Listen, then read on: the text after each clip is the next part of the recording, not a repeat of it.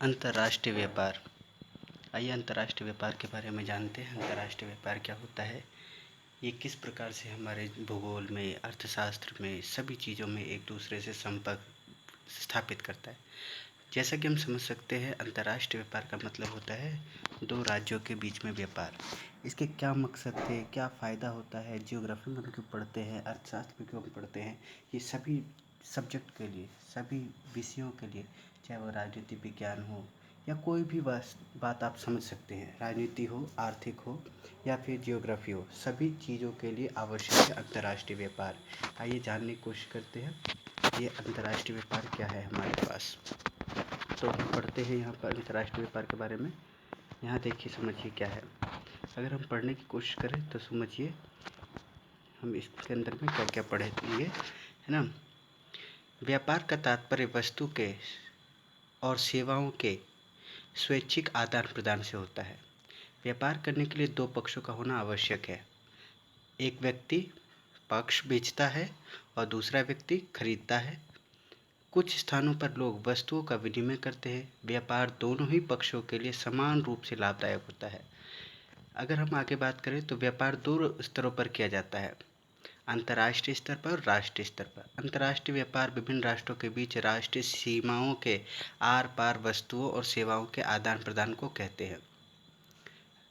राष्ट्र को व्यापार करने की आवश्यकता उन वस्तुओं की प्राप्ति करने के लिए होती है जिन्हें या तो वे देश स्वयं उत्पादित नहीं कर सकते हैं या उन्हें वे अन्य स्थानों से कम दामों पर खरीद सकते हैं। आदमी समाज में व्यापार का आरंभिक स्वरूप विनिमय व्यवस्था करता है, जिसमें वस्तुओं का प्रत्यक्ष आदान प्रदान होता है, अर्थात वस्तुओं के बदले में रुपए के स्थान पर वस्तु दी जाती थी। हम पहले की बात कर रहे हैं आदिम समाज की। आदिम समाज यानी कि जो हमारा बार्टर सिस्टम था तब की बात करते हैं। एक सेकेंड,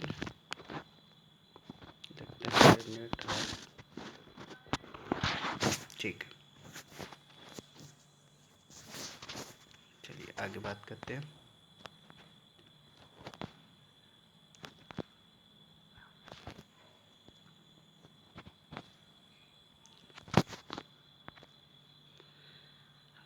आदिम समाज में व्यापार का आरंभिक स्वरूप विनिमय व्यवस्था आदिम समाज में व्यापार का आरंभिक स्वरूप विनिमय व्यवस्था था, जिसमें वस्तु का प्रत्यक्ष आदान प्रदान होता था, अर्थात वस्तु के बदले में रुपए के स्थान पर वस्तु दी जाती थी, जिसको हम बार्टर सिस्टम या वस्तु विनिमय प्रणाली के नाम से भी जानते हैं।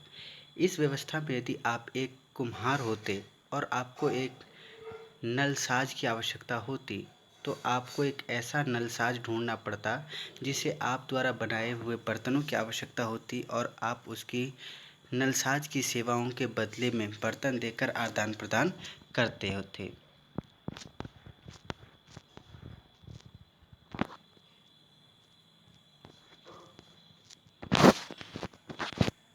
आइए, रुपए अथवा मुद्रा के आगमन के साथ ही विनिमय व्यवस्था की कठिनाइयों को दूर कर लिया गया। पुराने समय में कागजी व धात्विक मुद्रा के आगमन से पहले उच्च नेजमान मूल्य वाली दुर्लभ वस्तुओं को मुद्रा के रूप में प्रयुक्त किया जाता था, जैसे चकमक पत्थर, ऑब्सीडियन जिसे अग्नाई कांच, काउरी शैल, चीते के पंजे, वैल के दांत, कुत्ते के दांत, खाले, बाल, फर, मवेशी, चावल, पेपरकॉर्न, नमक, छोटे यंत्र, तांबा, चांदी और स्वर्ण। ये वो सभी चीज़ें हैं जो व्यापार के माध्यम से समझ सकते हैं। देखिए, ये स्लैब्स के ऊपर में बनाया गया है जो दासों की नीलामी से संबंधित है। इसमें काफ़ी सारी बातों को उजागर किया गया है। अगर आप ठीक से देखें तो, है ना, आपको दिख रहा होगा।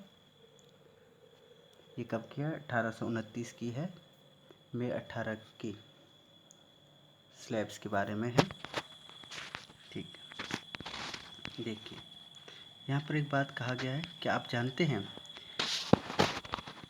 सैलरी शब्द लैटिन शब्द सैलरियम से बना हुआ है, जिसका अर्थ है नमक के द्वारा भुगतान, क्योंकि उस समय समुद्र के नमक बनता था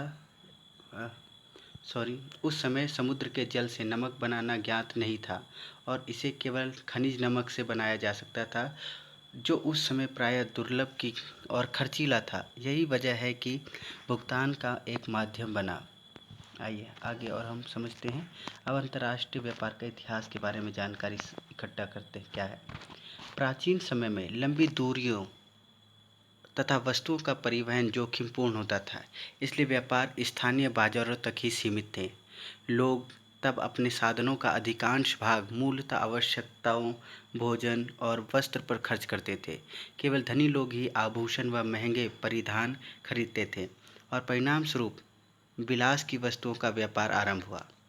रेशम मार्ग लंबी दूरी के व्यापारों में एक आरंभिक उदाहरण है, जो लगभग 6000 किलोमीटर लंबे मार्ग पर के सहारे रोम की चीन से जोड़ता था। व्यापारी भारत, पर्शिया जो आज ईरान है, और मध्य एशिया के मध्यवर्ती स्थानों में चीन से बने रेशम, रोम की ऊन व बहुमूल्य वस्तुओं व अन्य अनेक महंगी वस्तुओं का परिवहन करते थे। रोमन साम्राज्य के विघटन के पश्चात 12वीं और 13वीं शताब्दी के दौरान यूरोपीय वाणिज्य में वृद्धि हुई। समुद्रगामी युद्धपोतों के विकास के साथ ही यूरोप तथा एशिया के बीच में व्यापार बढ़ा तथा अमेरिका की खोज हुई।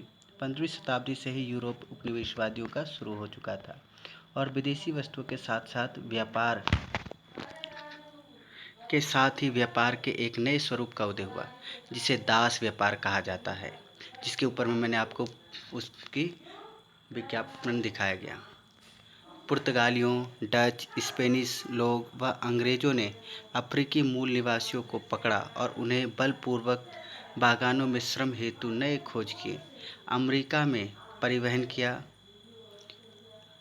प्रवाहित किया। दास व्यापार 200 वर्षों से अधिक समय तक एक लाभदायक व्यापार रहा, जब तक कि यह 1792 में डेनमार्क में, 1807 में ग्रेट ब्रिटेन में और 1808 में संयुक्त राज्य के पूर्ण रूपेण समाप्त नहीं कर दिया गया।